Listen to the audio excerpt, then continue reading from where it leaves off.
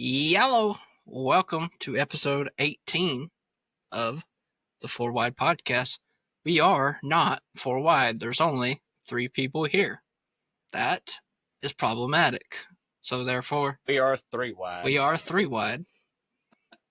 It's just logic. We're just being logistical here, you know. And Kent is off doing biblical camp stuff. I'm sure he's marching down Jerusalem right now. I don't know what he's doing. I'm not. Probably wrangling some snakes. I ain't touching no snake. Frick no. But we do have Blake with us here today. What's up, guys? Looking awfully pink.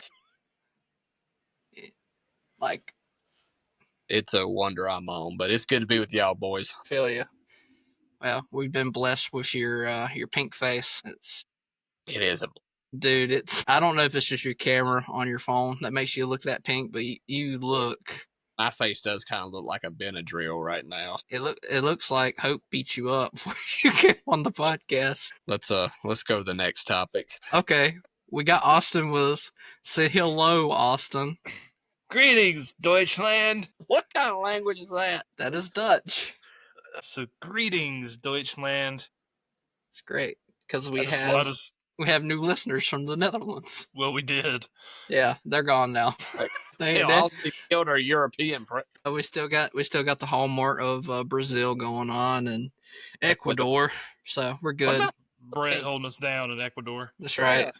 We had some in the Philippines last week, didn't we? Singapore, that's right. Yeah, somewhere over there. So. Yeah. We got some in the Russian Federation this week. I don't know where the heck that is. I know where Russia is. I don't know where the Federation of Russia is. It's probably, I think that's just one of their different names for Russia. Yeah, it's called the RU. What you drinking there, Austin? It's called Splash. Watermelon. Kiwi or watermelon. That's the Ross Chastain drink. That like a water seltzer? Or... Sparkling really water, yeah.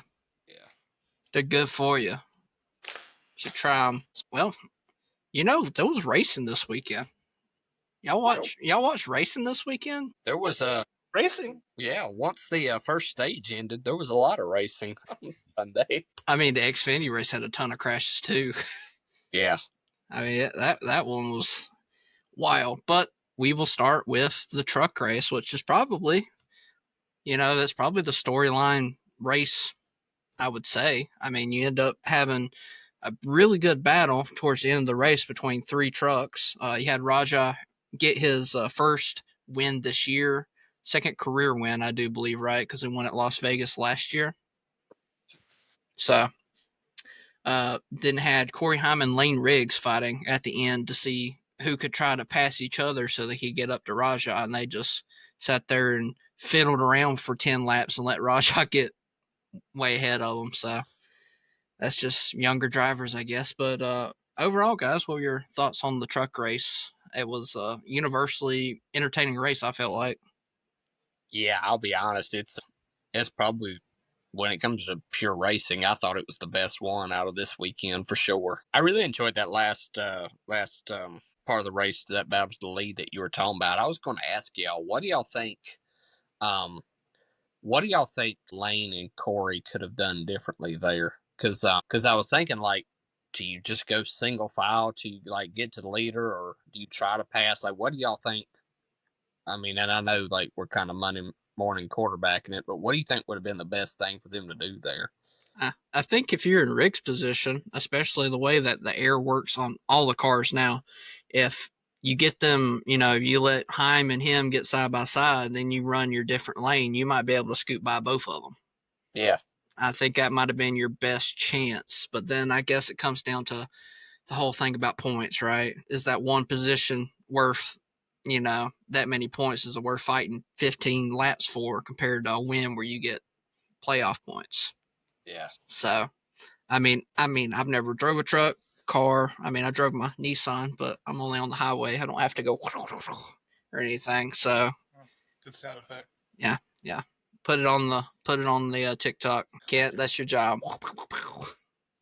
But I mean, overall, I feel like probably the best thing that Lane could have done, especially being in that third place position, is probably let Heim catch up to him, then let them two battle, and then you try to swoop by because, I mean, essentially that's how Rajah got the lead. I mean, he let the other two fiddle fart around and he got past them. Yeah.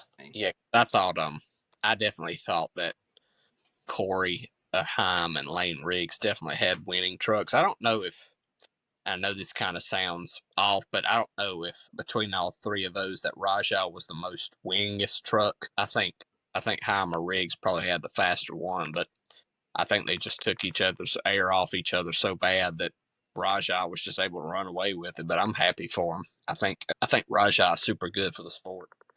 I agree. What about you, Austin? Anything else that you could have seen that maybe that they could have done differently? I was able to watch all of it, all of the truck race. So I was able to see all the Xfinity and Cup, but don't really feel like I saw enough of the truck race to give an opinion. That's fair.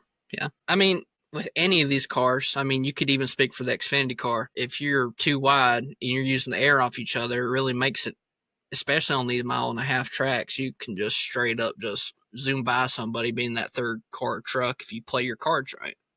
We've seen it happen multiple times this year. So, yeah, but I agree. I'm really excited for Rajah. It was really cool to see his family all there and coming across the grass and everything. That's comes down to the grassroots thing of the sport, right? I was just watching the 79 Daytona 500 when Richard Petty stole that win. And Kyle Petty it was his first ever race on pit road. He was 18 at that time. And then I think the week before he won the Busch race or whatever race it was.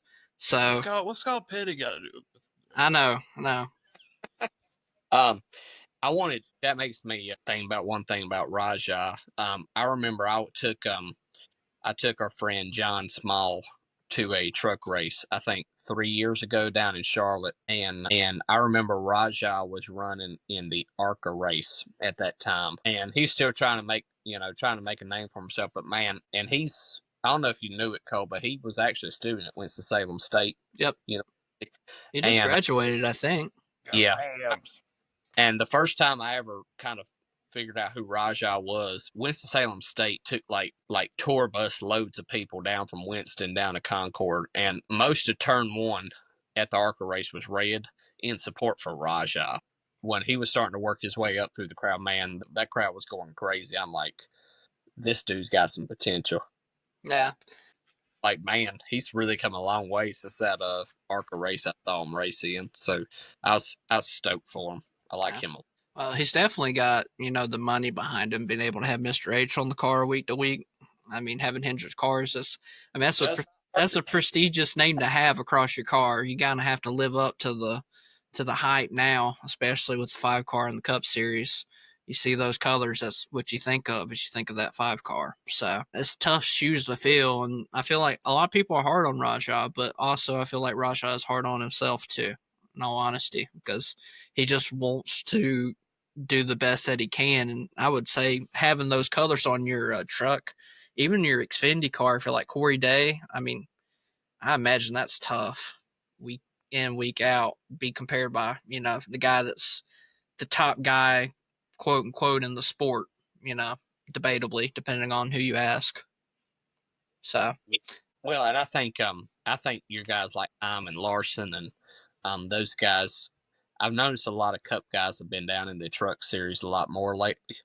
And I wish they would raise the and I know this is a whole nother topic for another day. I wish they would raise it up. I don't want to see Cup guys in every single truck race, especially in the playoffs. But I would like to see them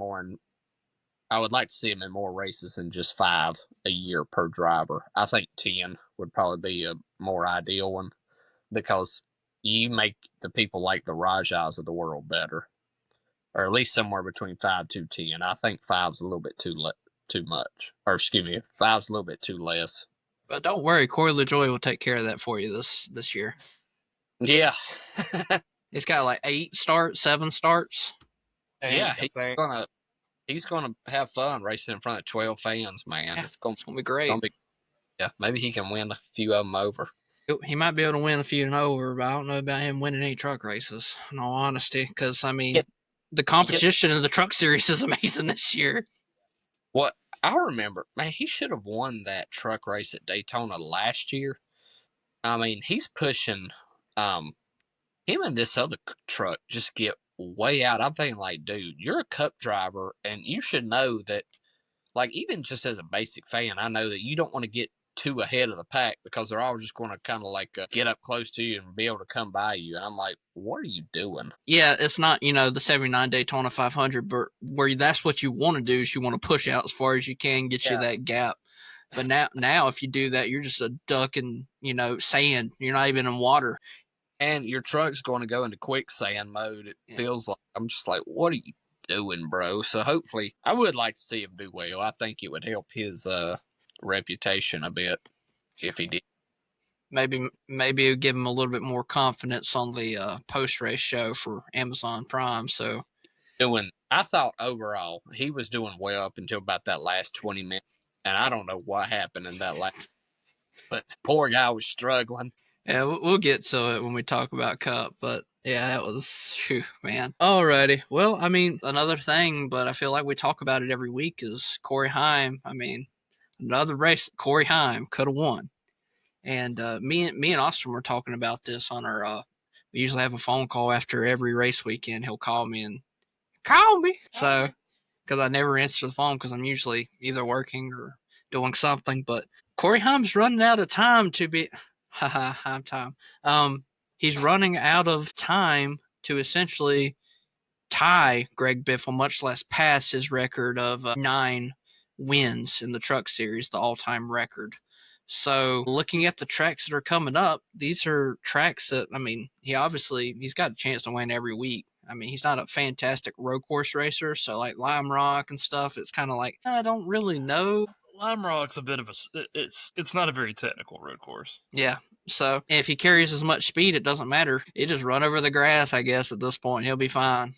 But it's getting close. I mean, I feel like, if you had 2 more wins in the bag, which, I mean, essentially should have, Martinsville and Homestead, we would just say, and there's been other races, I mean, it'd be a lot more capable. It's getting close. So either he's going to make it like the most boringest playoff runs for us to watch because he would just win every single race at the end of the year, or, he's just not going to get it done. So I know Austin would be a little bit disappointed by that, being that it was his hot take for the overall year. But you wouldn't be the only one to miss their hot take for the whole entire year, because Blake said that Larson was going to be able to win both races in the double. And boy, he sure made a name for himself there, didn't he? Yeah, he killed it. So, but overall, I know Austin said you didn't watch the race, but you've seen where Heim ended up. I mean, that's where you would expect Heim in the top 5 most of the time. But this is a race that I very much believe. I can't say that he gave it away. I might say Lane Riggs was the one that more gave it away, and that's just the inexperience, I feel like, between 2 young drivers, especially that animosity from, the late model days, now kind of transitioning into what is now the Truck Series. Maybe it was just like an egotistical battle, and then boom, you let Rajah steal one from you. Well, Wilkesboro didn't help anything with No, sure didn't. I poured some salt into that wound for sure. Alrighty, so we'll move on to the Xfinity Series. I will let Austin talk about this since he hadn't said much of anything because he didn't watch the truck race. So, what was your overall interpretations of the Xfinity race? It was quite interesting overall. Yeah, I guess it was. I mean, I don't know. A lot of it didn't really stick out to me. I mean, it was good racing, I guess. Overall, who won again? Allgaier. Allgaier. That's right. Allgaier won. In the Mayo Missile, brother. What a name for a car. Yeah, I mean, it was a good race, good passing. It was kind of forgettable in a lot of senses. I mean, the Cup race was really good. That one I'm more equipped to talk about. Yeah. Mayer ran really well. I'm regretting not going with my gut pick for that week. I was considering going Zilich, but I wanted to save him for the road course that's coming up. But I would have picked him. Almirola finished 8th. I think the biggest Chastain thing finished 5th. Yeah, Chastain finished 5th. I think the biggest thing that I remember from the race is I was gutted for Sawalich. Like, I was absolutely gutted for him. Got the pole, had a really good car, and then he wrecked and didn't finish the race. And it just kind of feels like his year. He just cannot seem to catch a break and seem to get on the right side of things. Yeah, let me pull up his statistics. The rough this year, all honesty. 14 races, no top fives. No. 5 DNFs. And if you look at the truck series, I'd imagine it's pretty close to the same thing. I mean, his truck races this year have not been very optimal as well. I think he's won an ARCA race this year, maybe. Yeah, he has. But I mean, when you're in that ride in the ARCA series, you're expected to win races. I mean, that thing's far beyond. I mean, we were talking with Brayton the other day. I mean, the amount of money that's pushed in that way is ridiculous compared to. I never thought, even for a top tier team for ARCA, they'd be forking out $125,000 a race. I mean, I knew it'd probably be up there, but I didn't know it'd be that much for ARCA. Yep. Yeah.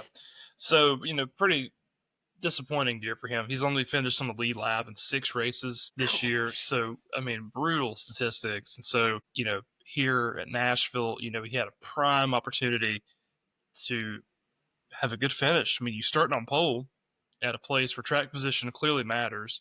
To an extent. And finished third. Granted, I know he got in a wreck, but can't help feel bad for him. It just has not been a good year for him. And so that was my primary takeaway. Is I was just really bummed for Sawalich. I saw he was on the pole, and I was like, man, this is it. Like, this is where he can really begin to turn his year around. And there were other guys too. Daniel Dye, he finished dead last. Yep. He's not had a great nice year. Wreck, yeah. He's had an all right year. He's actually in the points battle. He's right on the cut line, which is wild because he has no top fives. Yep. But he has only like 2 DNFs. So, and then Sieg seemed like he had a really good car as well, and just couldn't do anything with it. I think he got a little bit of damage. Mm-hmm. I know both of them did. I know Kyle Sieg and who was it else that got into that wreck? It was a 2-car wreck. It was Resloff. It was Parker Resloff. Yeah. Him and Resloff got into it, and that was a whole debacle in itself. Okay, so the race is starting to come back to me now. Yeah, how about Corey Day finishing P11 for the first time this year? I mean, he was in a wreck too. He had a donut on the side of his car. Corey Day did pretty well on the truck race too. I just have remembered that. Hopefully that'll turn the tide for him a little bit. I mean, this is the first time he's ever run on concrete. Yeah. So, overall, I mean, I think there were some good storylines from the Xfinity race, bad storylines as well, but ultimately I think the Cup race was more the Cup, and from what I've seen from the highlights, the truck race was more entertaining than the Xfinity this week. Maybe that's just my opinion, but you guys can share. That's fair. I think my main takeaway is having the 2 Haas factory cars 3 and 4. Creed actually led 25 laps of this race as well. With Ollie's being on the car, that's great for that sponsor. You imagine they're tickled to death to be up front. Just started sponsoring the. Yeah, I love Ollie's. That's where I bought my first baseball glove, man. That was good memories. They got one here in Durham, man. It's a pretty good store. But I feel like Mayer and Creed are. Last year, I mean, I'll tell you straight up, Mayer was probably one of my least favorite Xfinity drivers. And all on it. Yeah.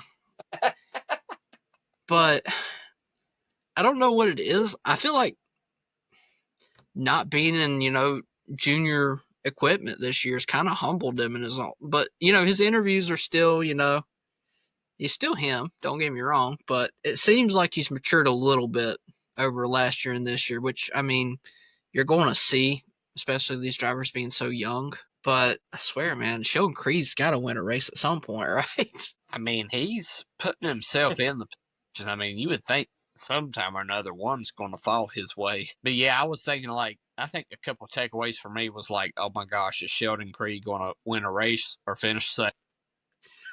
Finish 4th. And then I'm like, as the laps were starting to wind down in the Xfinity series, I'm like, man, I would hate to see Justin Allgaier give up a race because of something that was not in his control again, and because that's happened quite a bit. And I was happy for him that he didn't, because he definitely earned that one. I love to see him win, and it's good for the sport to, especially in the Xfinity series. It's good to have Justin Allgaier win. I think they said that he's won the most stages in Xfinity history now with the last race. That or he swept the most stages or something since they started doing the stage racing in the Xfinity series. So. Okay, I didn't know that. That's interesting. Yeah, so Maybe Creed to get in the winning section. Maybe he just needs to sacrifice a goat or something. Or visit a witch doctor. Or maybe atone for the sins of his fathers. I don't know. Because something is preventing him from getting a victory lane. God does not want this man to win, it seems. I mean, coming from a guy that was really good in the truck series too. I mean, yeah. he was in that 2 truck that we've harped on this year not having the performance. I think that number got sold to. It did, but still, I'm pretty sure it did. But yeah, great to see Allgaier win. I mean, it's hard to be mad when Allgaier wins. He's just a good guy. That's what Kent would say. Do your Kent impression, Austin. He's a good guy. Do a Kent impression. I mean, he's a good guy. I mean, that's probably more like a Logano impression than anything. But see, Kent doesn't realize how much he sounds like Logano. Oh, maybe that's why he doesn't like him. It's like his internal, like when he looks in the mirror, that's all he sees, just Joey's face. What's up, everybody? My name's Kent. He'll be thrilled in the group chat, that's for sure. Oh boy. But I mean, you had all the JRM cars in the top 10 this week. You had Allgaier 1, Zilich 2. That was a good battle too between Zilich and him. Yeah. At the end of the race, so it wasn't like stagnant up front by any means. Did you say JGR or JRM? JRM. I thought you said JGR. Wow. Freak, who cares? I edit it later. I at least interpret it as Junior Motorsports. Yeah. Quapple and Smith finished 9 and 10. So, I mean, cars are so dang good, man. It's tough to compete against them.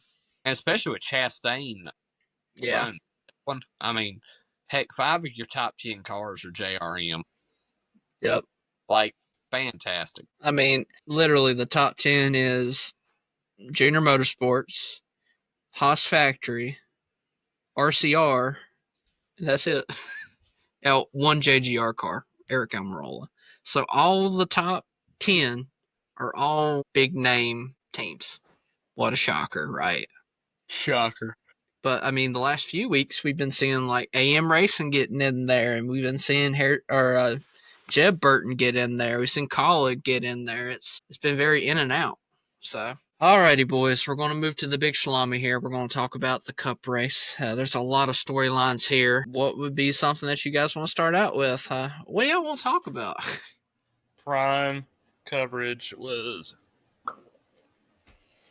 Except for Corey LaJoie in the last 10 minutes of the post-race. Poor guy. Yeah, I'll piggyback. I know, Austin, this is your second time watching the Prime coverage. For me, it was the first, obviously, because we were at the 600, and I was just blown away at how updated it was. The camera views were fantastic. I love that they do a lot of the overhead shots of the cars, because you get to see a lot more racing. You get to see a lot more of the racing that's going on when they do that. The commentators might be focusing in on one battle, but you're able to see 3 or 4, and you're able to see like, oh my gosh, there's like a lot of good racing going on here, a lot of good battles, and I think that's on some other broadcasts you just kind of miss a little bit. So that was really good. The chemistry between all of them are just fantastic. I thought Trevor Bayne did a good job from pit road too. I think it was good to have him on there, because I know he's from Tennessee originally, so I'm sure that was a good place for him to be at. And they did a good job kind of encapsulating Nashville, because that's a super big market in the NASCAR TV industry and the viewership. and where a lot of the viewers come from. So it was good to see great coverage, man. It was awesome, and I love the post race. Love the amount of pre-race. Like, I mean, honestly, for the hardcore fan, I don't know why you wouldn't want to see almost every race go to streaming, because you get so much content, especially when it's free for a whole month. Or free for 2 months, and so you just use 2 different email addresses. Or if you have Amazon Prime, it's kind of free already. Yeah. Amazon Prime, sure to NASCAR. I tell you, I was having a conversation with somebody the other day, and I'm like, they were kind of complaining that it was on Prime. I'm like, well, do you have Amazon Prime shipping? And they're like, yeah. I'm like, well, you get it for free, right? Well, good news is it'll be back on TNT here in a few weeks, so you'll be able to watch it. So I think that Prime, they had, I'm not going to say it was an easy way in, but all they had to do was look at what Fox does. So they take the pre-race that Fox does and they reverse it where the post-race gets majority of the time, right? But they still got a pre-race. But they don't have the limitations of TV does, because you got something that's coming on after, yada yada, certain slot times, whatever. But they look at Fox and where they were not meeting the quota, and then all they had to do was look at, hey, what's CW doing so much better? Because people were very vocal about it. It's like CW is so much better than Fox. Like the Xfinity broadcast outdoes the Fox broadcast on Sundays. So all they had to do was focus on what CW did. I mean, they literally brought Alexander in.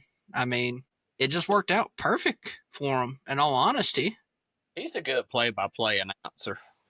And I think I listened to Junior's podcast last week, and he was talking about how Alexander's so much more open to let the color commentators, is what we call, your race car drivers, your crew chiefs or whatever, let them call just the overall action rather than, like some commentators, like when it comes to the last lap, it's all me. I just want it to be me, That's what I get paid for. But he said that Alexander's like so open, like he was trying to usher in Letarte and Junior to call the last lap when Chastain was about to win the race for the Coke 600.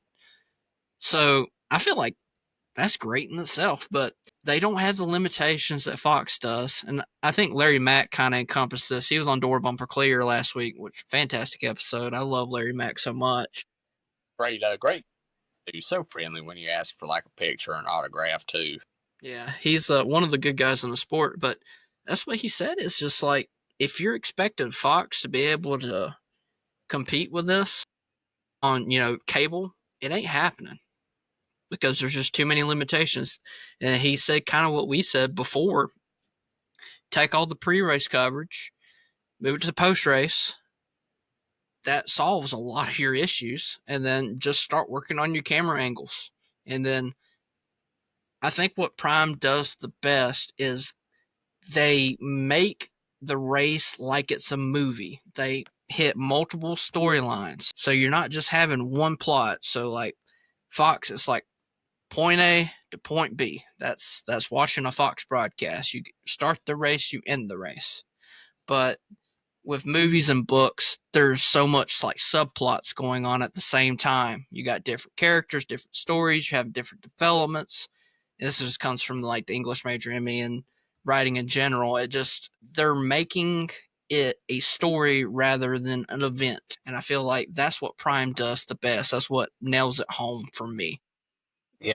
And I think and you know what's wild about that is I think a lot of times in Fox coverage of practice and qualifying, they do to me, I think they do a pretty okay job at talking about the storylines in qualifying and practice. But man, if you get that qualifying and practice coverage on to like Sunday morning, or excuse me, Sunday afternoon, I think that would do them well. But dude, I agree, and that's actually something I haven't thought about until just now.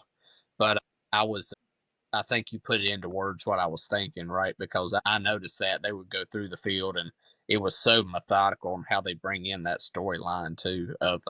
And even if there's a battle going on for 20th, like as a hardcore race fan, I want to see all the action on the track. I know you can't on TV. Like, I mean, there is a limit, but I thought they did a great job, man. I love it. I would love to see Prime get more than 5 races in the future. I think the main thing that's going to be the difference is the viewership so far has been kind of, the 600 was 2.6 million and the Nashville race is at 2 million.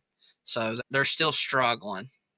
So I heard, and I got this from Eric Estep, and I know that because I was kind of wondering about that, but he did a comparison of when Prime took over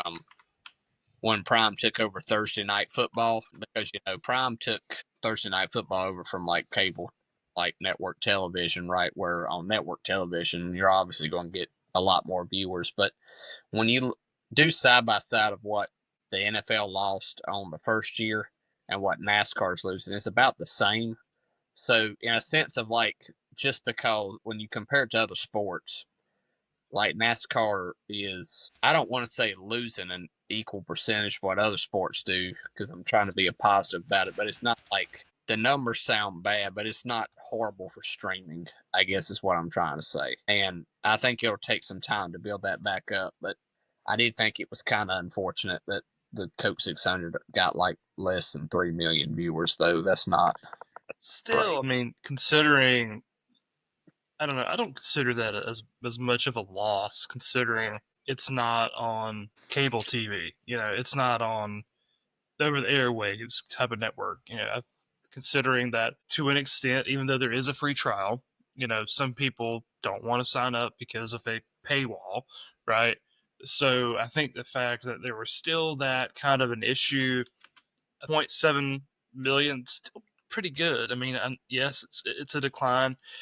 I don't think if I was NASCAR, I would have made the switch at the Coke 600, just because. Well, that's my biggest problem, and I don't mean to cut you off, but when I saw it, I'm like, man, you're going to start this on a crown jewel. But from a business perspective, why not say your first race was a crown jewel, right? So, but I was Gives just, people incentive to buy to. yeah, I don't know, I've struggled with that a little bit, but Maybe it's just the traditionalist in us when it comes to NASCAR, because we've all grown up watching NASCAR. We know, Fox. That's usually Fox's last race. Is usually the Coke, at least the past couple of years. The Coke 600 is Fox's last race, or one of the last races before they make that network switch. So I think that's just a part of us. It's just the Coke 600 belongs on Fox. But I think, man, Prime has just done a phenomenal job. The chemistry in the booth between Dale and Letarte is, it's chef's kiss. Aside from LaJoie's little, which we'll talk about in a second, his little kerfuffle there at the end. Him and Carl kind of in what you would call the Hollywood booth or whatever, that Fox has, the kind of mid-race kind of check-ins, they're good. The coverage, just the storylines and everything was great. There's even, when you're waiting for the stream to go live, they are giving you live videos and sounds of what's going on at the current track. Yeah, at the garage and stuff. It's really cool. Really, really dope. something, So, you could hear a lot of the fan interaction. yeah. Dude, they did a good job making it to where you could hear like the crowd roaring, like especially when they're about to do a restart. That was pretty sick too. Yeah, so Prime has been top notch so far, and really excited to see how they do with Michigan, because Michigan is not necessarily the most exciting track. And then you got Mexico coming up, the week after. Mexico, baby. But yeah, Prime has been top notch, and everybody, the only people that are complaining is boomers who have horrible Wi-Fi. The picture quality sucks. I can't hear anything. The sound sucks. Getting And it's like 2 millibits per second on their internet it's plane. like it's like Well, I think too. I think there is a generational gap. They're not gonna. You do have a demographic that watches NASCAR. They're genuinely not going to know how to get on Amazon Prime, right? Without the help of grandkids or even kids. And so, if you got grandparents who want to watch, like, help them out, help the ratings, because that, That's what I've been trying to do. I was talking with a guy who actually was willing to listen to what I had to say about the prime coverage, and he was like, "Oh, okay." He's like, and I was telling him too, like this dude's like 80-some years old, and he's like, "I want to buy me like a radio set to be able to listen to the race." I'm like, "Hey, boss, you got an iPhone?" He's like, "Yeah, yeah." I'm like, "All you gotta do is download the NASCAR app, and I'll be happy to do it." And every time the race is on, you can get the race for free on the radio with the app. And so that's something I've been trying to do, just trying to help that generation out a little bit to watch it, because some know, some don't. So if they are interested, definitely try to help. Let's talk about Corey's goof at the end. Of, it's the There's two of them in my mind, at least three. And I did it for him because, like, man, I was hoping for LaJoie. Obviously, driving ain't gonna be the single pass. All right, not trying to be mean. I'm just saying it. What? Are you saying LaJoie can't drive? Is that what I'm hearing? Say that. Look, he almost won that 500, and we're about to eat some crow. All right, but I was hoping that TV would help repair his image a little bit and help repair his because I think he's got a spot in the sport. I just don't know that it's full-time driving, right? So I was glad to see that he was coming on, and saw the chemistry he had with Carl. I mean, you had just two kind of fun race car drivers there with Danielle Trotta. I like that they went to one of the campers and was talking from a camper. But man, to what you were talking about, Austin, I was like, bro. And look, I know that was embarrassing. You're gonna make mistakes. So I try to have some grace with it, but I was like, ugh. Yeah. So what is this mistake you're speaking of, Austin? You want to elaborate here, or the first mistake, I guess? Yeah, so it was during Blaney's interview. They bring him into the booth or into the little area they have there, and they were talking about Hocevar, which we'll talk about in a second. But they were talking about Hocevar's racing style, and Corey was like, "Yeah, I mean, Corey's like, he wrecked you, Blaney, at Atlanta," and Blaney was like, "He did wreck me." I don't remember verbatim what Blaney said, but he was like, Hocevar didn't wreck me, and I think Corey was looking to kind of get an answer to kind of justify kind of what the majority had said that night about He needs to chill out. yeah, Hocevar needs to take a chill pill, and Blaney just didn't feed into it at all, and just made Corey look uneducated, and It was almost silly. like an Yeah. Yeah, and I laughed my tail off because you just see Corey kind of go, then he just kind of shrinks back. He's like, "I burn out." And then that's the next goof, because it's like talking about Blaney did an okay burnout, right? You know, it was okay. It wasn't the greatest I've ever seen. Blaney is not notorious for his burnouts. So. Exactly. That's something I wanted to ask y'all about too, because that burnout board's got to go. I think the burnout board is fine, except we can't settle it on a freaking coin flip. Like, what kind of heresy is this? Well, I'll just be honest, and Cole, you can back me up on this. Ross's burnout at Charlotte, superb, fantastic. Didn't even touch Denny Hamlin's at Martinsville, though. No, but it was still a good burnout. Out of the two races, it's definitely the best of the races that have been on Prime. That's for dang sure. And then you look at Blaney's, I'm like, why is this even in consideration to beat Ross's? Because it's not. So that's, I mean, I don't know. Maybe the burnout board went better last week when I didn't watch. It did go good because Chastain had a heck of a burnout. Yeah. So it was awesome. Because if you looked at the list, right?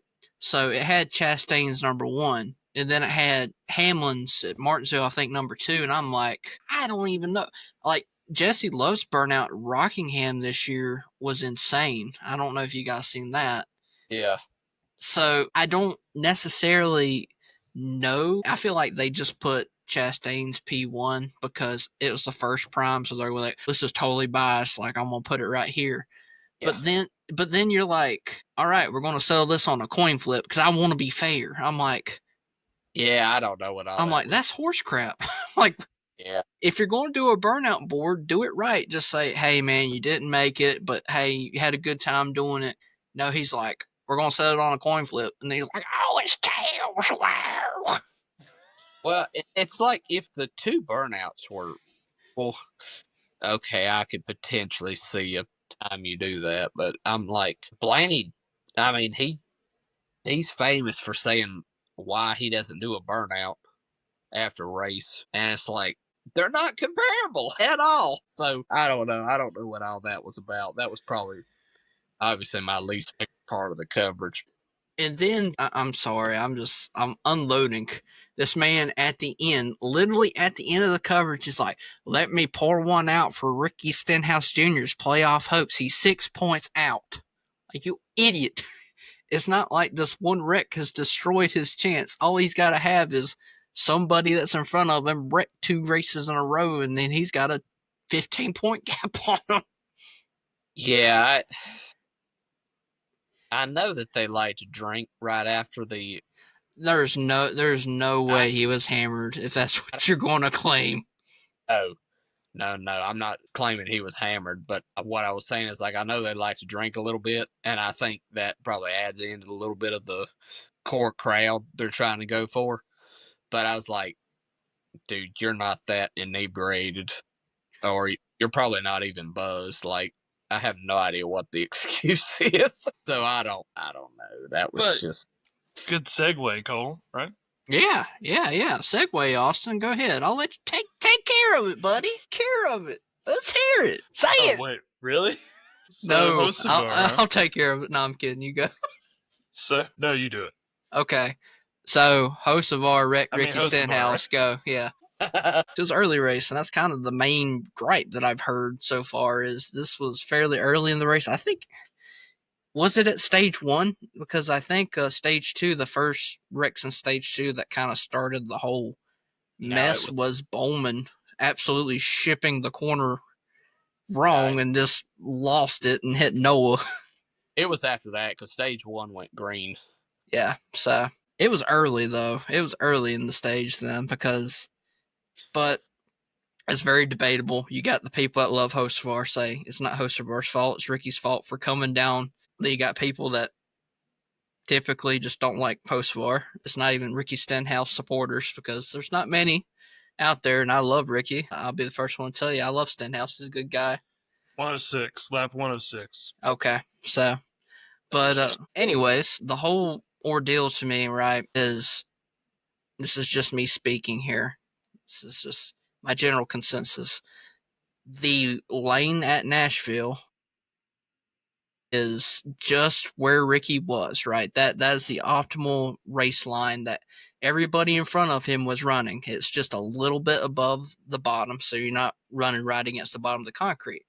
Because if you're someone that's inexperienced, like, or, an experienced driver that just makes mistakes, example A, Alex Bowman, just losing it in stage 2, you ship that corner too hard, you spin out. Like, it's easy to do, especially in these cars. So that line that everybody was running is just a little bit up. And people were like, well, Ricky came down on Hocevar like he was trying to take the bottom. There's no way Ricky Stenhouse was trying to take the bottom from Hocevar because that was just not the most optimal line. So I just think my main issue, if I'm being directly honest with myself, I replace anybody else with this. You can ask Austin. I'm one of the guys that likes to call stuff down the middle. If someone that I like screws up, I'll tell him that they screwed up. So I don't have a lot of love for Hocevar. I think he's a good guy, good for the sport. We all agree with that. I think that it was just a little early in the race to just not let off a little bit on the gas. Just give a little bit of a break, just a tiny bit. And that resulted in the whole kerfuffle and negative press, positive press in a way. I mean, you're going to say Hocevar's next Dale Sr., according to Dale Jr., right? So, I mean, I don't know. I feel like, so Hocevar definitely hit him in the tail, right? So you can't say Ricky came down on him because he cleared him. So, and I agree. I think it was probably a little bit early to be racing that aggressive. On the other hand, just to play kind of devil's advocate, trying to get in the mind of the driver if you even can, right? Like, you look at the first stage, and man, I don't think there was a pass in the top 10 much. I mean, it looked like they were stagnant that whole first stage. And maybe they're thinking on the restart, they know, hey, it's super tough to pass. We got to get all we can get. And maybe that was the reason for it, because the tire fall off was not really much until about 60, 70 laps into a run. And then it got Still wasn't much either, you know. I was like, eh. feel like, I mean, it was to the point it was making a difference, but it's like, all right, it should be making a difference at lap like 25. So I thought it was I mean, it happened so fast, right? So to me, I just kind of marked it up as a racing incident. I didn't think Ricky was at fault, and I don't really even know that Hocevar is too much at fault. I think he could have been a little bit more chill there. But what are you supposed to do? Like, let off? All you gotta do is take your foot off the gas pedal for like 2.5 seconds, half a second, and it ain't happening. Well, true, but it's like, but if it's that hard to pass, like they were talking about, how much would he? So you would rather wreck somebody out of the way for one position? No, I'm not saying wreck him. I don't think he should have bumped him. I'm saying he could have let off a little bit, but Yeah, that's what I'm saying too. I yeah, mean, just no, take your foot off the gas for half a second, and then you can pass him, because it was obviously like Hocevar had speed. I mean, he finished second in the freaking race. So yeah, I think he was a tad aggressive, but I don't know that he necessarily meant to. I don't think he meant to. I don't think it was like, oh, I'm gonna wreck Ricky right here. No, I know what you're saying. I'm really talking more about the other fans who are not giving Hocevar the benefit of the doubt. Which, granted, due to his past, he's not going to get the benefit of the doubt. He's got the Chastain fever, right, baby. So, but I think, like, I didn't look at that and been like, man, that was super egregious.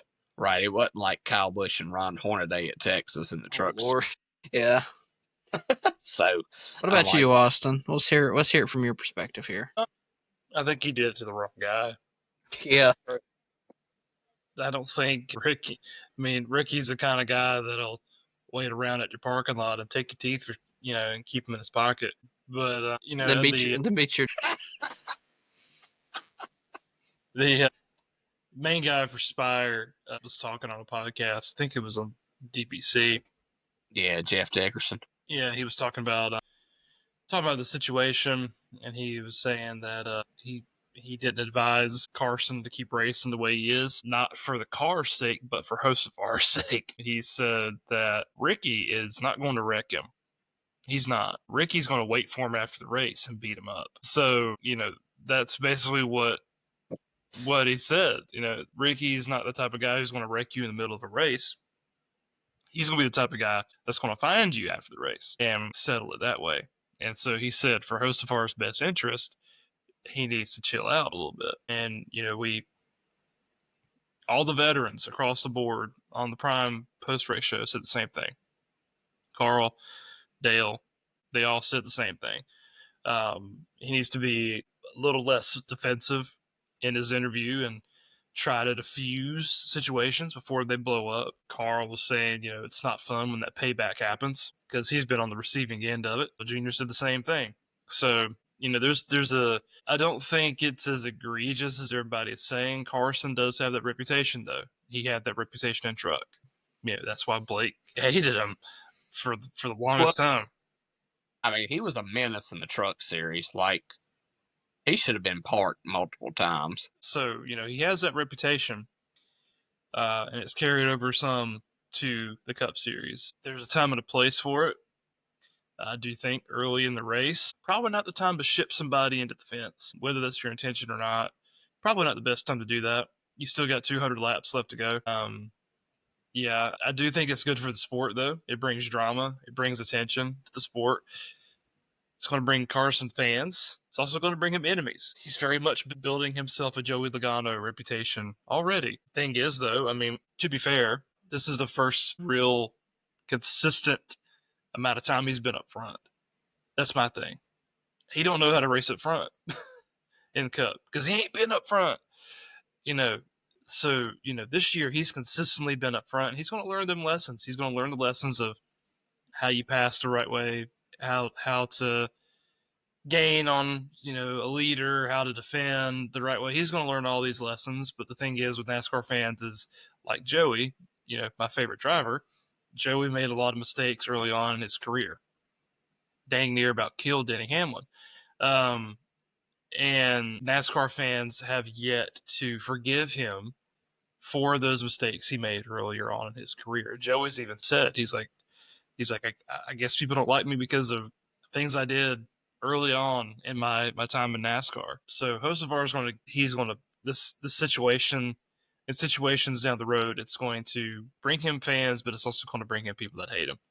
And I like it. I like the kid, honestly. I do. I like Hocevar. I think he's funny. I like his personality because he has one. I think he has a lot of potential, especially since he's in a prime position. Whenever a Hendrick seat opens, he is in prime position to take that seat, being that he's with Spire.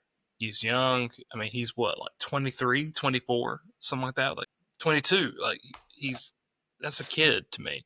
So, he's still got a long ways to go. So I think he'll be all right. I will say one advantage Carson does have. I know, talking about Ricky waiting for him or potentially somebody waiting for him after the race. I will say better swinging because that dude is about 6. Got to reach too. Yeah, so that I guess that is one thing he does have going for him is like he can punch down when others would have to like try to punch up. So Yeah, he's got like the big bird yeah, presence. He's got the wingspan and everything, a big bird. Like an albatross. But one thing that we haven't mentioned is who won the freaking race, right? That's the Ryan crazy. freaking Blaney. Ryan freaking Blaney, the guy that we've been talking about, has the most DNFs this year, and we knew he was going to win a race at some point, right? And there he did it, and she blows. Yeah, this time the engine didn't blow, and he won, and he beat one of the best people on concrete to do it. I mean, Denny Hamlin, throughout the whole entire race, looked incredibly strong. Briscoe had an incredible effort early in the race. I mean, he led a ton of laps, but that just shows the track position at Nashville. That's what matters, because when Blaney took those 2 tires of Austin Cindric on the same pit cycle early in the race, that changed the whole ball game. So I would almost I think Blaney did say that he gave a lot of credit to his pit crew and his crew chief for this win, because that little bit of strategy changed the game for him. I mean, it changed the game for the whole field, in all honesty. So just talk about y'all's overall, things about Blaney, especially at the end of the race. That battle towards the end of the race was fantastic to watch, I felt like. What was y'all's overall thoughts? I'll throw it to Austin here. Let him jump in. Well, Dale Jr. called it in practice, and he said that Blaney was going to have one of the fastest cars on the track during the race. Doggone, he wasn't right. Took him some time to get to that position where he was up front, but once he got up there, bro, he didn't look back. He was so good. I was really happy for him to win. 2 things, first, it's a Penske driver. So, of course, if a Penske driver wins, I'm going to be happy. Second, who hates Ryan Blaney? I mean, honestly, who hates Ryan Blaney? He's one of the coolest guys on the racetrack, and on and off. And I think I really, really began to like him more watching the Netflix series that they did, where they kind of highlight the different NASCAR drivers. And Blaney just seems like the most chill, laid back dude. But was really happy for him. This team deserves it. 5 DNFs. They're still, they were still super high on points. So we all knew he was getting a win at some point. It was just a matter of time of when. But yeah, super stoked for Ryan. The battle there at the end for the lead was great. Blaney sitting at 3 wide, and hearing him break down his thought process with the prime crew at the end was really great too. So yeah, it was great. Go ahead, Blake. Yeah, I'll echo what Austin said. He's definitely a fan favorite. You could tell that from the crowd reaction at the end of the race. He put on a great show. I had considered picking him, and then he dropped back to 12th in qualifying. I'm like, I kind of thought you could kind of tell with practicing qualifying it was going to be tough to pass. I didn't know how that was going to go, but No, the strategy won it for him, and when he got out front, he did not look back, and especially and his car, he was great in going through lap traffic too. A lot of times the car get disrupted, and I think towards the end of the race there, it looked like Hocevar and Denny might catch him, but their last 10, 15 laps, he stretched the lead out even more. So he definitely had a stallion for sure. So Goodness. I was great to see Blaney win. Great for the sport. Loved him spilling the beer on Dale Jr.'s notes. Fantastic at the post race thing. That was great. I mean, like echoed pretty much what you guys said. We knew he was going to win a race. We know he's going to win multiple races. For being honest with you, he's too good of a car and a driver to not win multiple races every year, I feel like. So, I mean, what else can you say? Happy for him. Glad that he won. He's a good guy for the sport, and I'm cool. All of Penske has a win this year. They're all clinched into the playoffs. even the Wood brothers. Yeah, indeed, in Las Vegas. And I believe the Gluck poll, it was running around 69% the last time I checked. I'll fact check that. But I mean, people ask, was it actually a good race? Or I felt like it was an okay race. I didn't think it was fantastic by any means. Wasn't as good as the 600 by any stretch, but No, the 600 is the best race of the year so far. It wasn't. I didn't think it was a bad race. I think some of the strategy made it better, but it was super tough to pass. Like, I think the track didn't widen out as much as what you have kind of hoped, and even when it was starting to, like, the clean air wasn't as big of an advantage like you would see with these cars at a place like Homestead. So or Charlotte, for example, but I don't know. There were so many storylines. I think Prime probably made it sound like a much better race than what it actually was, right? But I thought it was an okay race. I didn't think it was a bad race. I didn't think it was a great race. So I guess okay or good might be a good description on my end. I'm seeing you want to talk, Austin. Go ahead. I was just saying, I think it was an okay race. I think the broadcasting definitely helped a good bit with that, but there was not a lot of passing. But I think if we had to describe a move of the race, it was Blaney going for those two tires. And he just caught those cautions perfect to where it put him on the same track as Denny and Byron and everybody else who was showing good speed and was pretty fast. It put him on that same track, and then Blaney in clean air was just unbeatable. So I think that was the move of the race. It was strategy. I think one of my hot takes was fuel wouldn't really play a big factor into the end of the race, and it didn't. Honestly, not at all. Really, everybody got that last pit stop, and everybody was good on fuel. But tires, that decision by Blaney to take 2 instead of 4 on that one pit stop, that was the defining moment for him, because he was kind of in the middle of the hornet's nest. He made that decision. He jumped 13 spots, and that's what he needed to put himself in the position to win. Nashville ended up finishing 67% yes, 32% no. That is about 1% below the Daytona 500 this year when Byron won. So, of course, that's with 10,000 less votes too, because not as many people watch, that race compared to the Daytona 500. But I don't see anything really topping Chastain's Coke 600 win for a little bit. I think that maybe Darlington or another crown jewel race, especially towards the end of the playoffs, maybe like a Talladega in the fall, someone, like a fan favorite, like Hocevar wins or something like that. I mean, it might be, a lot higher number, but I don't see anything touching 90%. That's what Charlotte was. If I could see a way Mexico City could get that, I don't think it gets 90. It would have to play out. You'd have to have tons of strategy. The tires, I mean, and this is why it'd be a stretch, but if it had Coda vibes like from this year, I could see that, especially it's a new race, all the hype. I'm sure I'm sure the fans would be going crazy down there. But no, it would be a stretch. We all know Suarez is going to win both races anyways. You think they'll rig it? Oh, yeah, they're rigging it 100%. That's how NASCAR does it. They rig everything, right? According to a Okay, lot of boomer. people, yeah, according to a lot of people, that's what they do. Like, NASCAR rigged this where, one of the most unpopular driver wins. I'm like, yeah, that makes a lot of sense, business plan, don't it?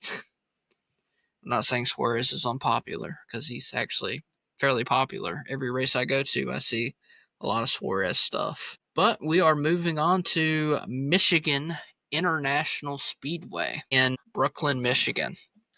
Let me get my Kent impersonation on here.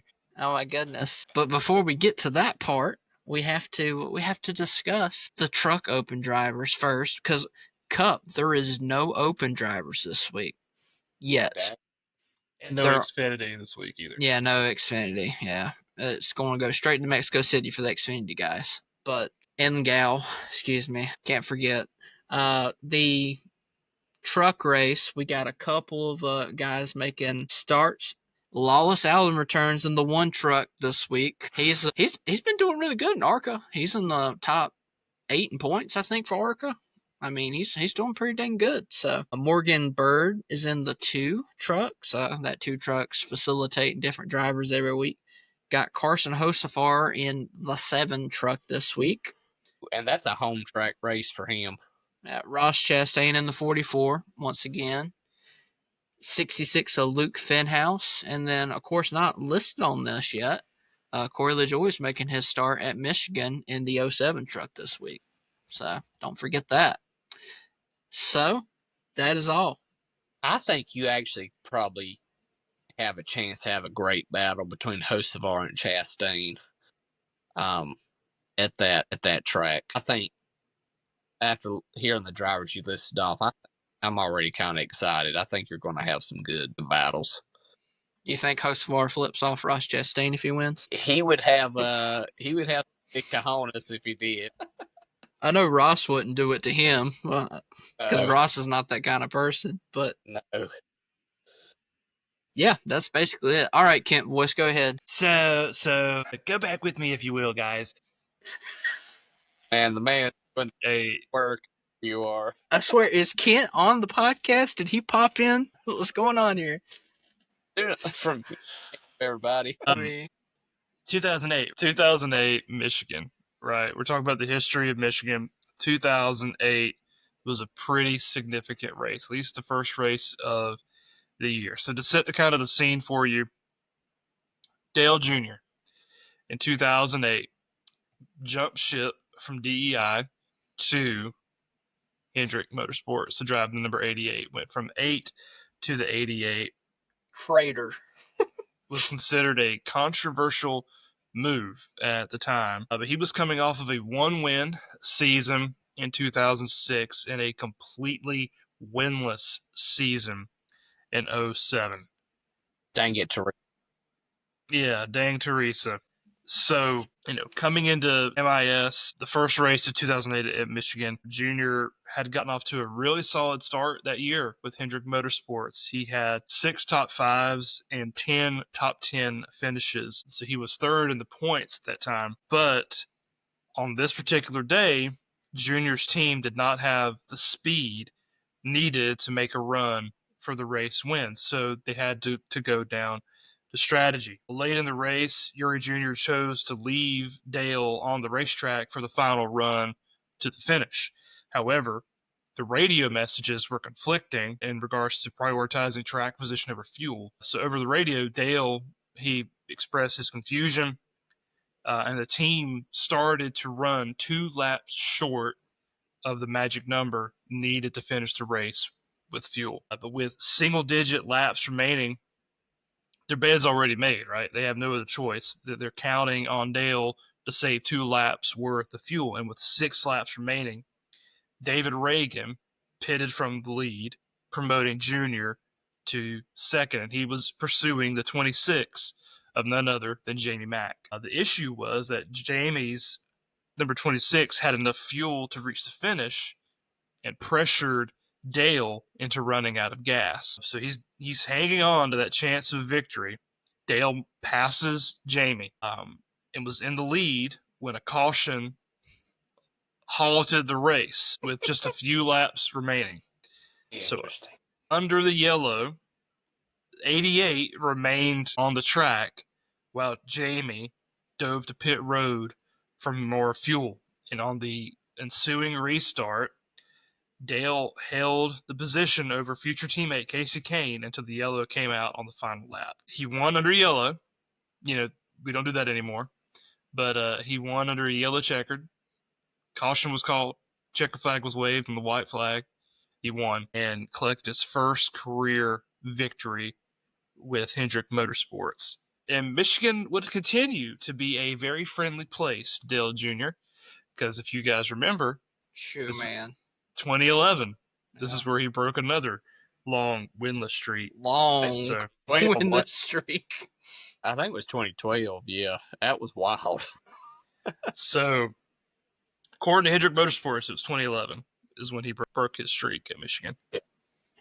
I think they would know better, but I'm pretty sure because he had the Dark Knight skin. But yeah, so that's the moment I think of when I think of Michigan. I think of Dale. I think of breaking winless streaks. It's this kind of translates into the specs and the design of the track. So Michigan is a 2-mile track, pretty big. It has backstretch banking of 5 degrees and front stretch banking of 12 degrees. Turns 1 and 2 and 3 and 4 are both 18 degrees. Michigan is a very tricky track, at least it has been in this era of car. There were more lanes you could run back in the older gen cars, but here it seems like there's really 2 functional lanes that really work here. But yeah, so we'll see how that goes this coming year. But the key to winning at Michigan, it's kind of like a big mile and a half. I mean, that's just kind of how I view it. It's a big mile and a half. In my opinion, this track was more entertaining, and the older gen of cars, especially the car of tomorrow, when you had them, I think of Jeff Gordon's qualifying lap at Michigan back in, I think it was like 2009 or 2010. He is screaming around this track at well over 200 miles an hour. And it's like, can we get back to that? But nonetheless, the key to winning Michigan is being consistent. Consistently being repetitive, hitting your marks. That is what made Dale so good at Michigan. Dale is one of the best drivers at being consistent, repeatedly hitting the same marks over and over and over and over again. So that is where I think that comes into a key when it comes to this race. If you're looking for a pick for this race, guys that are good at hitting their marks, guys that are good at being consistent, I think that's what it takes. But yeah, so that is Michigan. Really, there's not a lot to it, in my opinion, in this track. There's not a lot of super details that need to go into.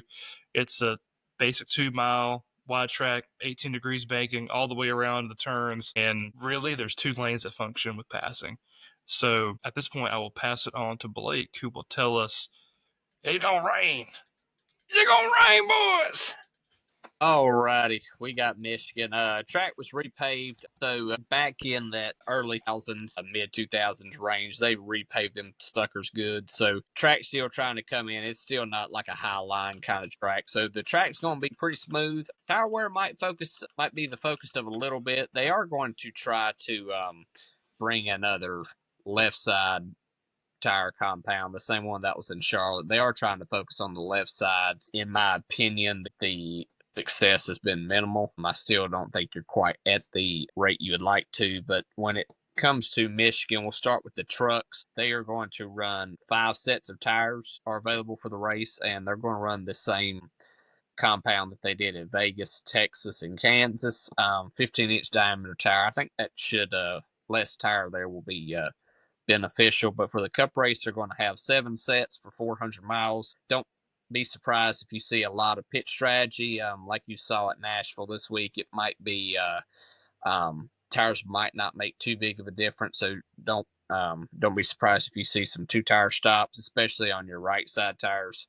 I think it's a 2-sided coin a little bit. I don't know that the fall off will be fantastic, but it also produces some good strategy with the fuel only or some 2-tire stops. So that is our tire report. They're going to use the right sides. So this is a little bit odd. So they're using the left side tires that they did at Charlotte, but the right side tires are going to be the same right size they used at Daytona and Talladega. So even though Michigan's not a drafting track, they're going to use the same right side tires that drafting tracks.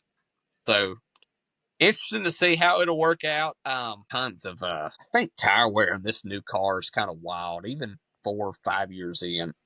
I mean, and really focus on tires, you're only looking about 2 years in. It's still kind of all over the board when it comes to tire wear. So hopefully it'll be hot, sunny, slick, and you'll see some.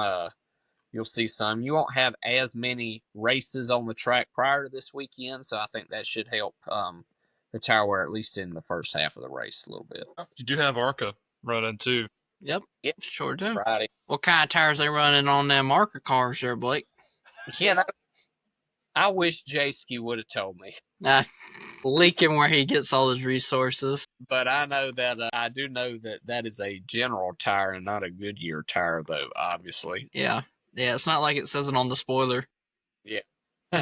So I don't know. Oh boy. Well, a thing about Michigan, man, is kind of what Austin said. It's one of those races that I would find it hard to buy a ticket for because there's not been many great races, especially in the next gen car era with this car. Of course, you had Reddick win last year. That's what my mind goes to. Harvick swept in 2022 during the COVID years.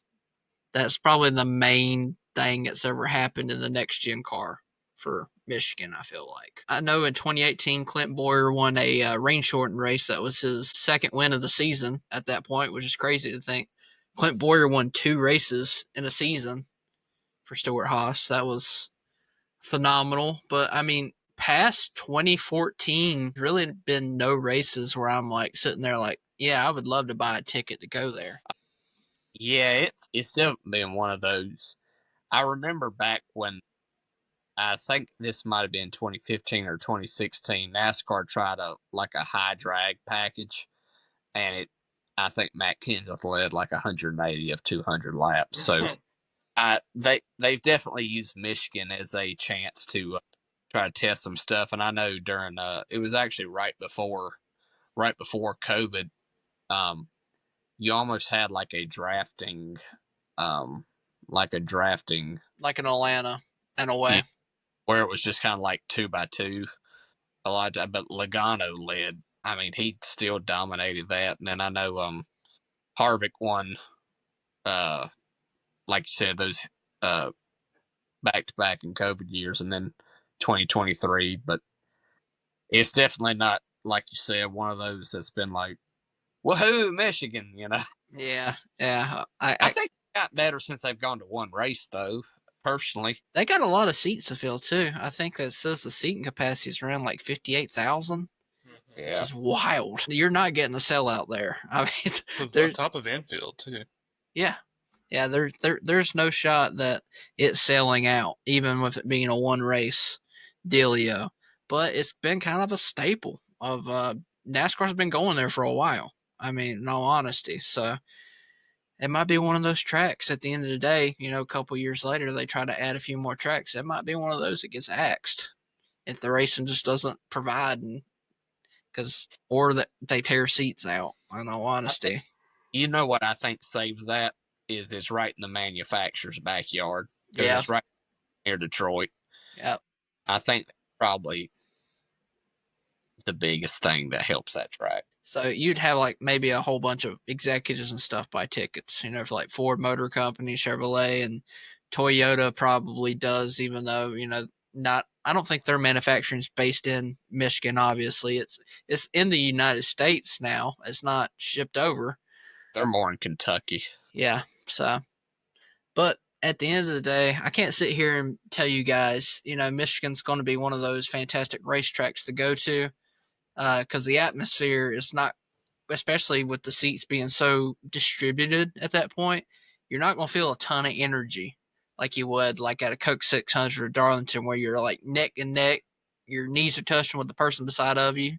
That's why you're lucky if you got people that you go with, so at least you know whose knees you're touching, you know. But at the end of the day, man, it's just one of those racetracks that we just got to get through so we can get to the better racetracks. That's how I feel about Michigan. Well, and I think what also hurt the track too was now it used to be awesome when they had a high horsepower package because man, they'd be going down there 211, 212. They would be able to legit advertise it as the fastest track in NASCAR. But man, when they started taking horsepower away, it was like when they started taking away all them seats, man, it just went away with it. In my opinion. Crazy thing is that like you have certain drivers that talked about, because they've been talking about, there's rumors that they might increase the horsepower up to 1,000 horses per an hour. You know, I think that would be good. Especially on the short tracks, right? Well, Christopher Bell kind of argued otherwise. He's like, it's not going to do much. So, I mean, at the end of the day, it's going to take more than just raising horsepower to save the overall package for this car. Especially the way the aero is. You imagine adding all that horsepower and then you come by with the aero. Oh my gosh, it'd be more flips and crap. They're going to have to do a whole bunch more with safety. If they raised the back of it up, kind of the way they do with the Xfinity cars a little bit, it'd be better. Maybe they could look into that because, I mean, that would definitely help in a place like Michigan. I think at the end of the day, man, it's just going to be what it's going to be. So right. we'll figure it out. Yeah, it's on Prime. That's the good part. yeah, you at least get good storylines. Yeah, for sure. And they'll find the minimal racing that is going on for position. So they'll talk about it. Shocker. It's like still better than Indianapolis. Yeah. It's like I told Blake and Austin, they were talking about how good the coverage is. It's like, it's surprising what you do when you show racing on a racing broadcast. What happens? It's wild, isn't it, man? It's wild. It's crazy. Who would have thought? Not me. No. Alrighty, boys. So, hot takes last week. Austin hit his hot take, obviously, with... Well, let's give it to you. I'll give it to you. Otherwise, I don't think any of us hit anything. It's hard to keep up with them anymore because we're just getting more lucrative as we go. I was close. I said a driver would get their first career Cup win. Yeah, Hocevar was very close. He was chasing him down. And yeah. I can't even remember what mine was. It was nothing logical, I can tell you that. I have notes from last week, but I don't know if I wrote that part down. Yeah. I just wrote it down. He's like, I'm just writing myself and only myself. That's all I care about. But I think Austin obviously got his, so we will let him go last so he gets more time to think about it. That's how it works. Oh, I already know mine. So well, still, we're gonna give it to Blanco here. What is your hot, spicy, muy caliente take for Michigan International Speedway? Let's see. You know what? I'm going to say that the leaders are going to wreck in the truck race and the third place guy is going to win. I could see that. I could see a couple of those Bulldogs. We'll go with that. Are you going to guess who's going to be leading at that time? I think I know where you're going with this. It's either going to be Lane Riggs and Hocevar or Chastain. I bet one of those are involved. And Heim will probably be somewhere around there. Heim will just steal it. Yeah. So. Me. Yeah. I say that Chevrolet sweeps the weekend. They both win the Cup race and the truck race. And yeah, I think that would be, because Ford's obviously dominated it here lately. Toyota got the win last year in Cup, so it's like putting all your money on black at the casino. We're just doing it like that for. So. Can I change mine real quick? I got a little bit more of a precise one. Okay, let's hear it. I say Spire sweeps the weekend. So, Michael McDowell wins Michigan race and Cup? Is that what I'm hearing? Justin Haley, man. Lord. Yeah. I'd say the guy that's supposed to take over Bowman's 48 ride, according to the rumors coming into this year. That's right. Troll the trollsters. Yeah. All righty. All right, Austin, let's hear yours. So we talked about how Michigan is a place where winless streaks are snapped. Indeed. Rowdy gets a win and snaps his winless streak at Michigan. I like that. That'd be a popular win, especially for all the door bumper clear listeners. Kent didn't send me one, so big sad there. He only sent me his picks. He's dragging. Of course, I didn't really ask him. So We'll say Kent says Brayton Laster gets a top 10. let's go top 5. Come on now. Top 5. Joe Logano sweeps the weekend, even though he's not racing in the truck series. Real hot take. Alrighty. Well, I, of course, will pass off the metaphorical torch to Sir Austin to finish up with the picks for Michigan. Thank you. You're welcome. All right, so let's look at the Truck Series. So this past, if it'll freaking load, okay, this last weekend at Nashville, Kent won. He picked Heim, finished P2. Cole picked Hemrick, who would go P4. Blake picked Kyle Busch, who ended up going P15. And then I, unfortunately, made the decision to pick Tyler Ankrum, and he finished 17th, and I finished last. So I have the very first pick for this weekend, and I was honestly leaning Heim until I found out that Hocevar'd was racing this weekend, and I think I'm going to go Hocevar. Won his last start in Truck Series, so I am going to go Carson. Let's see. Balako, you are up next. You cannot pick Enfinger, Heim, or Busch. Who you taking? Give me Chastain. Okay. Next up is Okolio. You're taking Heim, right? Dude, I'm so floored right now. Because I don't want to go with my gut what I was going to do before I knew Heim was going to be available. Because Austin told me earlier in the week, he's like, I'm going to pick Heim probably. Because it's, technically it's like a mile and a half, and Heim's fantastic at the mile and a half tracks too. I didn't know Hocevar was racing. I probably would have said that. What's the next 3 races for the Truck Series? Pocono, Lime Rock, and then Indianapolis Raceway. So Pocono, road course, short track. Like really short track. Give me Lane Riggs. Leaving Heim on the board. I know. So can't pick Hemrick, Busch, or Heim. Who is left for him to take? Cole. He only sent me one name, and that name is still on the board. Give him Corey LaJoie.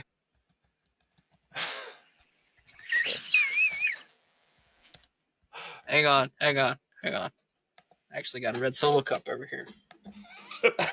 pour one out for Kent. Pour one out for Kent this week. Oh gosh. Okay. Oh. Well, there's let me first recap our truck points. So Blake is in lead with 31 points. Kent is second with 29. I'm third with 26, and Cole still at the bottom with 24 points. Holding it down, baby. Yeah. Looking at Xfinity, obviously we will not pick this week. We will not pick Xfinity again until Mexico City. But Cole got the win this weekend with Mayer finishing P3. Kent finished second with Chastain finishing P5. Blake finished third with Eric Amarola finishing P6. And then I finished last with Hill finishing P7. So great job, all of us. All the guys we picked finished in the top 10. So that's just how the cookie crumbled this week. Distant in third this weekend. Mm-hmm. So, point standings, I'm in first with 37 for Xfinity. Cole is in second with 35, and then Kent and Blake are tied for 34. And I was talking to Cole on our weekly phone call. I was like, Xfinity's tight this year. Everybody is really, really close in points. So this one is going to be one that goes down probably to the very last race for us, honestly. And all our championship picks are locked in, too. Yep, absolutely. All 4 of them. Yep, the same rule applies. 10 points go. to the winner. So Cup Series, we got Michigan this weekend. To wrap up what happened last week, Cole finished first this week with Hamlin, finishing at P3. I somehow got a second with Reddick finishing P9. He passed Chastain, which was Blake's pick. And 3 laps to go or something 3 like laps to go, passed. And then just when the fresher tires kicked in 100 laps at the end of the run, I'm like, frick. And then Kent, much to our warning, we were like, you sure you want to go chase Elliott? Are you sure? He's like, yeah, I'm probably going to regret it. So he chose Chase Elliott. And so he finished last this week. Elliott finished P15. So Kent will pick first this weekend for Michigan. He cannot pick Bell, Bowman, or Elliott. So with his Hendrick logic, he'll probably take Larson. But did he give you who? That's what it said. Larson the 5. So Larson's probably who he's looking at going into this. After that, Blake is the next pick. Blake, my friend, you cannot pick Reddick. You cannot pick Bell. You cannot pick Chastain. Who are you looking at going into Michigan this weekend? Definitely Hamlin. He lots of top 5 finishes at the track. Really good driving stuff. I think he'll be riding some good mojo after having the kid, having his boy, and then I just think it's a good week for Hamlin. Has the boy came out yet? That's what I was about to ask. Imagine if it's a whole week late, and then you can't pick Hamlin. Sorry, because I was towing the line this week when I picked Hamlin this week. I was like, I know, and the guy that I was going to pick was Heim, and Heim ended up wrecking in the race. So I'm glad Hamlin was able to race the whole entire race. If I changed my driver, it'd probably be who? I would have to look at Byron. Interesting. Looking at me this week, I pick next. I cannot pick Hamlin, Byron, or Reddick. You may be like, dang, that sucks, Austin, but I've had some good points from those guys, so it's really not a big deal. Looking at this week, I'm not really sure who to go.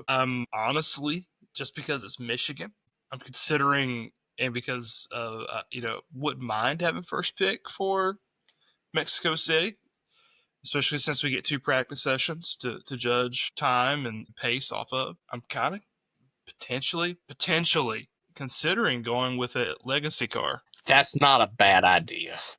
Eric Jones, to be specific, because he's a veteran presence on this track, and he's been running really well, really consistent. I don't know if I'll be ballsy enough to go John Hunter, but honestly, I'm leaning Eric Jones. I don't know if I'll have the guts to pull that trigger when it comes after qualifying on Saturday, but that's who I'm leaning towards right now. So Cole, you will pick last this week. I think you've got the toughest block list this week. You can't pick Larson, you can't pick Reddick, you can't pick Hamlin, which honestly, as we talked about on Monday, those guys probably may not be there for you anyway when it comes to your time. They would would be gone. Pick. So who are you considering going into this weekend? Man, it's hard to say that I wouldn't pick Chris Buescher with him being the last on the board. He's got a good average finish in the last 3 races. Of course, he's won Michigan in the last 3 races. But also I would consider Michigan to be a track that a veteran most of the time wins. So I would honestly consider Brad, even though his struggles. I think that would be a good pick for sure. And then, Blaney's there too. Blaney could go back-to-back at the same time. So I feel like I got a lot of good options. I may save Buescher for the road course races, though, coming up, because he obviously won Watkins Glen last year. So, yeah, I don't blame you. I'm also trying to be careful too of guys I pick, because I think I won't have Reddick for Mexico City, but I'll have him for Chicago. But I want to keep guys like Bell. You've got to consider SVG. Yeah. Well, you're going to pick SVG anyways, unless it's a road course race so far this year. And honestly, swap to Yeah. So, just real quick, last recapping the points. I'm in first place with 47 points. Cole is in second with 41. Cole got a 5-point day. Forgot to mention that. He got a stage win with Hamlin this weekend, so he got 5 points. Blake is in a distant third with 34 points, and Kent is in last with a 15-point gap to first place. So, ouch. Kent has had horrible. Anyway. The curse has returned. He needs another winning streak of one race. He's on a streak, but yeah, so that's how the points is shaking out. Granted, I mean, and also Cole locked in his playoff driver with Blaney getting the win this past Sunday. So Blake is the only person who does not have their driver locked into the playoffs. And man, what a horrible year for 23-11 to just have a horrible start to the season. Granted, I know Sunday was a bright spot for 23-11 with Reddick getting a top 10 finish, but man, it has been a rough season for all the cars, Hertz, Bubba, and Reddick. So poor Riley, man. Riley's just not done squat this year. Well, did we expect anything? I mean, I don't know. I get he was winning a few races in the Xfinity series, but it's like he was in the Truck Series, didn't win anything. He was in Xfinity and won for 4 or 5 years, and didn't win and then just dominated Vegas in 2023, and then won Indy in 2024. So it's like, I don't know. I feel like money probably got him that ride. Monster money, baby. Monster money. I think you take that they should have put Heim in that car this year. Well, that is going to be all for this week. Monster money and everything signing off here. We'll see you in Mexico City for next week. From Michigan. No, from Mexico City next week. Oh, my bad. I'm sorry. We're going to Michigan this week, you idiot. That's right. Hasta la bye-bye. Wait, what? Come on. Idiota. Adios.